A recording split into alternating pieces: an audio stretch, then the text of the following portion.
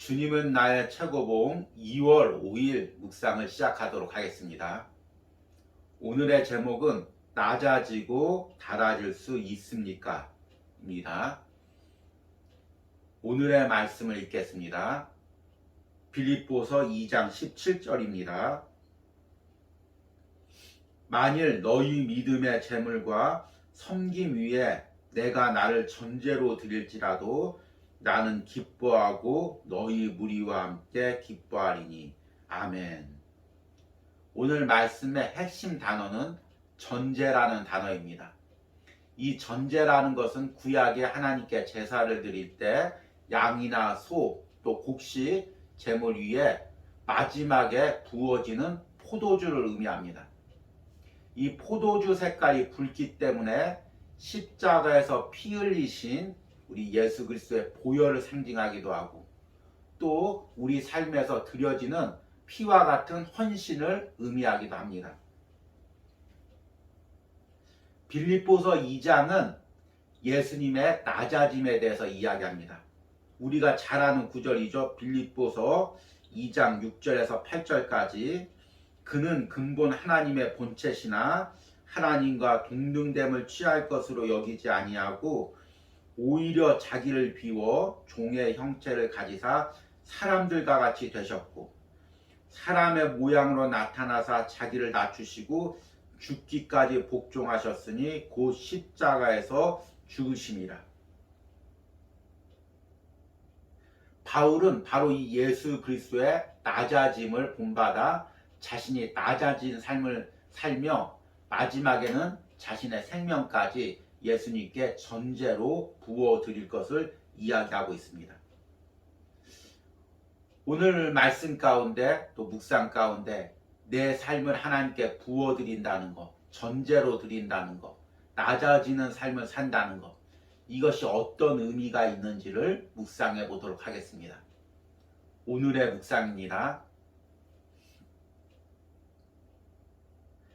당신은 사역을 충성스럽게 감당하기 위해 믿음의 제물로 자신을 드릴 수 있습니까? 당신의 생명의 피를 다른 사람의 믿음을 위한 전제로 부을 수 있느냐는 것입니다. 그럴 수 없다면 당신은 이렇게 말할 것입니다. 나는 아직 나 자신을 다 드릴 수 없어요.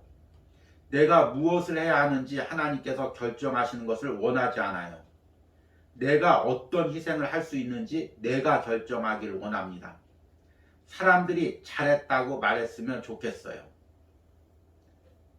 영웅심에 빠져 외로운 길을 걷는 것과 하나님에 의해 정해진 삶을 살기 위해 다른 사람의 신발털이개가 되는 것은 완전히 다릅니다. 하나님께서 남에게 천시받고 낮아지는 비결을 가르치신다면 당신은 그 가르침대로 받쳐줄 준비가 되어 있습니까? 물동이에 떨어지는 한 방울의 물처럼 전혀 중요하지 않은 사람, 소망이 없을 정도로 너무나 별 볼 일 없는 사람, 당신의 섬김마저 아무도 기억해주지 않는 삶을 살아갈 준비가 되어 있습니까? 섬김을 받지 않고 오직 섬기기 위해 당신의 삶을 바치며 그 삶이 다 달아지기를 원할 수 있습니까? 어떤 성도들은 성도이기를 원하면서도 천하고 굳은 일들은 싫어합니다. 자신들의 품위에 어울리지 않는다는 것입니다. 오늘 묵상의 제목은 낮아지고 달아질 수 있습니까? 라는 제목인데요. 나름대로 제가 받은 은혜대로 다른 제목을 정해보자면 찔림의 은혜라고 정해보고 싶습니다. 그만큼 오늘 말씀을 읽으면서 많은 찔림을 받았습니다. 이 묵상글을 처음 접하는데 마치 날카로운 비수가 제 가슴을 후벼 파듯이 계속해서 찔림을 받았습니다. 보통 이런 찔림이 있으면 한 두세 번 더 묵상하면 그 찔림이 사라지고 글로 정리가 되는데 오늘 묵상은 계속 읽으면서 더욱 찔려서 글로 정리하기가 힘든 부분들이 있었습니다. 아마 오늘 묵상의 저자의 표현들과 비유들이 더 날카로워서 그럴 수도 있습니다. 읽으면 읽을수록 그 표현과 비유의 의미들이 더욱더 제 가슴에 강렬하게 와닿았습니다. 제가 강렬하게 와닿은 표현들을 몇 구절 읽어보도록 하겠습니다. 당신은 사역을 충성스럽게 감당하기 위해 믿음의 제물로 자신을 드릴 수 있습니까? 당신의 생명의 피를 다른 사람의 믿음을 위한 전제로 부을 수 있느냐는 것입니다. 영웅심에 빠져 외로운 길을 걷는 것과 하나님에 의해 정해진 삶을 살기 위해 다른 사람의 신발털이개가 되는 것은 완전히 다릅니다. 물동이에 떨어지는 한 방울의 물처럼 전혀 중요하지 않은 사람, 소망이 없을 정도로 너무나 별 볼 일 없는 사람, 당신의 성김마저 아무도 기억해 주지 않는 삶을 살아갈 준비가 되어 있습니까?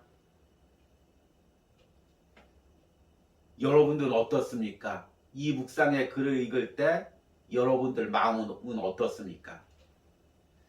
이 질문이 비수처럼 우리를 찌르는 이유는 우리가 그렇게 살지 못하기 때문입니다. 그렇게 살 마음이 없기 때문입니다. 그럼에도 이것이 예수님이 살아가신 길이기에, 성경에서 이야기하고 있는 길이기에 또 변명할 수도 없습니다. 그러니까 더 읽으면서 찔림이 있습니다. 저는 주님은 나의 최고봉을 묵상하면서 내 의가 완전히 깨어지고 무너지는 듯한 느낌을 받습니다. 그동안 나름대로 진실한 사역자라고 자부하고 세상에서 성공보다는 낮은 곳에서 헌신하려는 마음을 가지고 주의를 했다고 생각했습니다. 그런데 이 묵상을 하면서 내 안에 나를 보게 됩니다. 낮아지려기보다는 높아지려 하고, 다른 사람에게 무시당하지 않으려고 하고, 사람들에게 인정받지 않으려고 하고, 그래도 다른 사람보다는 내가 신실하다고 생각했던 그런 나의 의와 교만들이 철저히 깨어지는 것을 보게 됩니다. 우리가 비교해야 할 사람은 다른 사람이 아닙니다. 내 신앙을 비추어 봐야 될 사람은 목회자도 아니고 장로님도 아니고 권사님도 아니고 내 신앙의 동료도 아니고 세상 사람들은 더욱도 아닙니다. 항상 내 신앙을 비추어 봐야 될 분은 예수님입니다. 내가 다른 사람보다 의롭게 신앙생활한다고 자랑할 게 아니라 예수님의 십자가의 삶에 비추어 봐서 내가 어떻게 살고 있는지를 매일같이 바라봐야 됩니다. 그러면서 찔림을 받습니다. 그런데 다시금 생각해보면 그렇게 찔림을 받을 수 있다는 것 자체가 은혜임을 깨닫습니다. 제가 최근에 이 주님은 나의 최고봉을 글로 묵상하고 이 영상을 아침마다 계속해서 반복해서 본다는 한 성도님과 대화를 한 적이 있습니다. 어떻게 은혜 많이 받고 있습니까? 물으니까 그분이 이렇게 대답합니다. 의미가 깊어서 계속해서 반복해서 듣는데 들을 때마다 이대로 살지 못해서 제게 찔림이 있습니다. 그렇게 고백하는 것입니다. 그 고백을 들으면서 제 안에 좀 미안한 마음이 있었습니다. 가뜩이나 요즘 세상 사는 게 얼마나 힘듭니까? 그런데 그 아침마다 듣는 묵상으로 평안함과 위안을 주지 못하고 매일같이 찔림을 주니 좀 제 마음에 미안한 마음이 있었습니다. 그런데 다시금 생각해 보니까 그 성도님이 그렇게 찔림을 받을 수 있는 것이 바로 은혜임을 깨달았습니다. 여러분, 우리가 신앙생활을 하다 보면 우리 마음이 무뎌져서 찔리는 것도 느끼질 못할 때가 있습니다. 다 그렇게 사는데, 믿는 사람들도 다 그렇게 사는데, 목회자도 장로님도 권사님도 다 그렇게 사는데, 나도 그렇게 사는 게 뭐가 문제야? 그래도 나는 저 사람들보다 좀 더 낫지 않아? 이렇게 생각하면서 말씀이나 묵상에서의 찔림을 외면합니다. 그런데 내가 이런 마음 상태가 있다는 것은 내 마음이 무뎌지고 있다는 것입니다. 내 영혼이 감각이 없어지고 있다는 것입니다. 여러분, 주님은 나의 최고봉을 묵상하면서 또 오늘 묵상하면서 내 마음에 찔림이 있습니까? 그것이 은혜입니다. 이것을 단순히 찔림의 상태에서 끝나는 것이 아니라 이것을 통해서 나를 깨트리고 예수님께 나아가서 변화되는 은혜가 있길 바랍니다. 이것이 예수님의 십자가의 삶을 따르는 삶이고 더 낮아지는 삶이고 자신을 부어드리는 삶이고 또 오스왈드 챔버스처럼 자신의 삶을 전제로 드리는 삶입니다. 오늘의 적용 질문입니다. 오늘 묵상 중에서 나에게 가장 찔림으로 다가오는 내용은 무엇입니까? 그리고 그것이 왜 내게 찔림이 됩니까?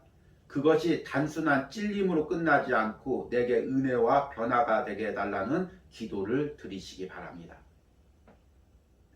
기도하시겠습니다.